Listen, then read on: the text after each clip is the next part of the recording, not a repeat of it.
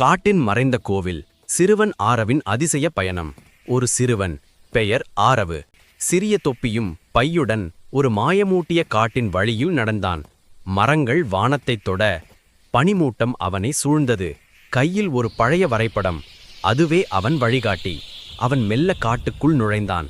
மூடிய பனிமூட்டம், ஈரமான மண் வாசனை, பறவைகளின் குரல். அவன் எடுக்கும் ஒவ்வொரு அடியிலும் சாகசம். ஒரு பெரிய மரத்தின் கீழ் அவன் வரைபடத்தை விரித்தான். சூரிய ஒளிப்பட்டவுடன் ஓ, சில சின்னங்கள் ஒளிர்ந்தன. இதுதான் மறைந்த கோவில். ஆரவின் முகம் மகிழ்ச்சியில் ஒளிந்தது. பாதையில் ஒரு கொந்தளிக்கும் ஆறு.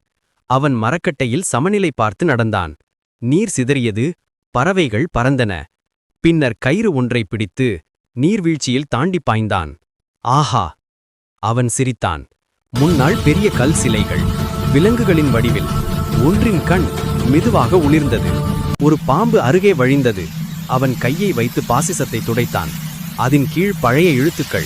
அவன் கொடிகளை தள்ளியவுடன் முன்னே ஒரு பெரும் கல் வாசல். சூரிய ஒளி படும்போது முழு கோவில் பொன்னொளியில் குளித்தது. அவனது கண்கள் வியப்பில் நின்றன. அவன் விளக்கை ஏற்றி மெதுவாக நுழைந்தான். சுவர்களில் பழமையான ஓவியங்கள், மாய கதைகள் போல. அவன் கவனமாக நடந்தான். அடியில் ஒரு கல் அழுத்தம்.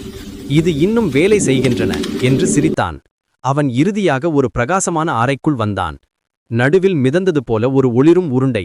அவன் கையை நீட்டியவுடன் ஒளிக்கதிர்கள் சுற்றிலும் பாய்ந்தன. சுவர்கள் முழுவதும் ஒரு புதிய வரைபடம். மறந்த பூமிகளின் ரகசியம் அதில் உயிர் பெற்றது. மாலை நேரம்.